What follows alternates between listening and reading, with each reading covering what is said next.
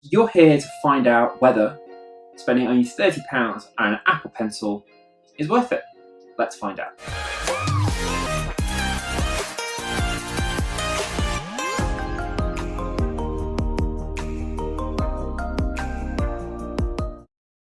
Hi everyone, welcome to the Mancave. My name is Ben Salt. We are doing another tech review for you.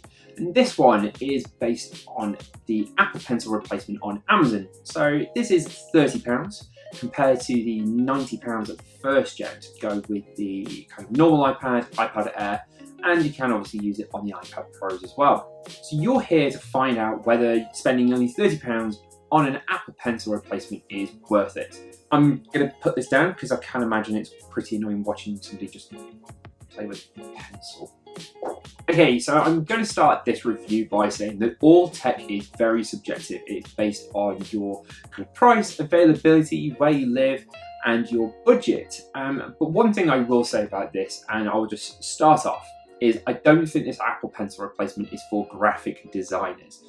Now, I'm going to be completely honest, is a graphic designer going to be watching this video on the cheapest Apple Pencil? Probably not. But if you come across this and you want to see if it's worth it, I'm going to be honest, I would spend the money on the Apple Authentic one just because of the touch capacity ability of that pencil. It is going to be so much more worth it for you, especially if you're doing digital graphic design. Oh, well, that was an easy tech review. Should we go? So if you find that useful, even just a minute into this video, just hit the like button, helps with the YouTube algorithm. For everybody else, let's continue. So let's discuss the design of the Apple Pencil replacement. I don't really know what else to call it. I can't call it an Apple Pencil. So going through the design, I've got some fancy B-roll as well, you can have a look. Now, one thing that they have done on this, where Apple have obviously gone with the lightning connector at the top that you have to plug into the iPad, creating the world's longest iPad, is they've just put a USB-C import onto this, which is actually quite helpful. The more and more that we are going into the future of USB-C, this is kind of already there, which is pretty handy instead of it being micro USB. Aesthetically, what does that do to the design of the Apple Pencil replacement? Well, it makes it a little bit uglier. It doesn't look as nice. You've got this open port. Does mean if you get it wet that it's probably going to damage it.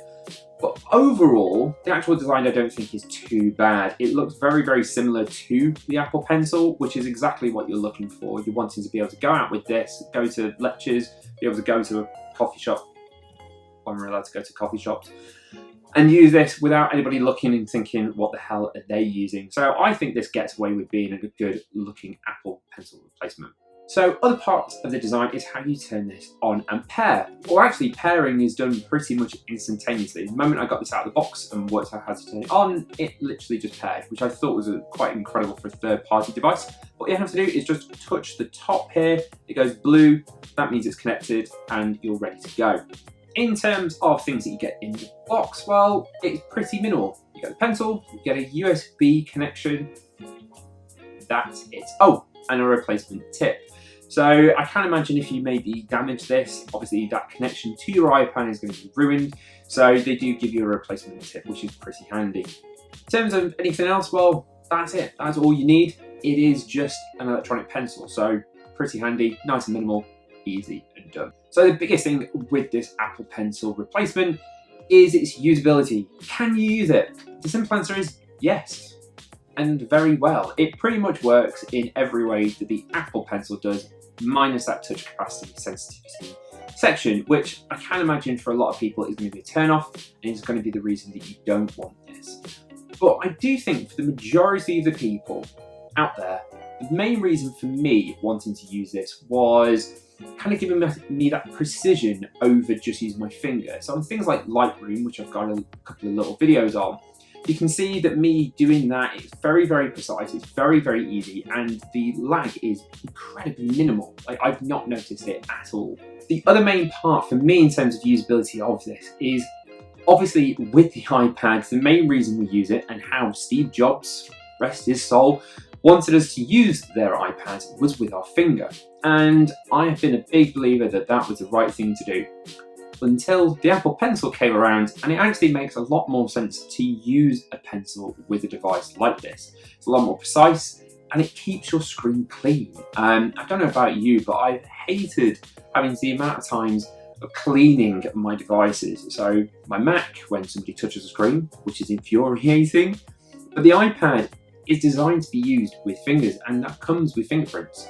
Use this Apple Pencil, and the majority of the time you're not having to clean the screen. So if you're on YouTube and just kind of flicking through, this is a perfect little device that saves you all that time and hassle in cleaning it. One of the other things that you're probably considering about this device, with it not being a true Apple one, is things like battery life.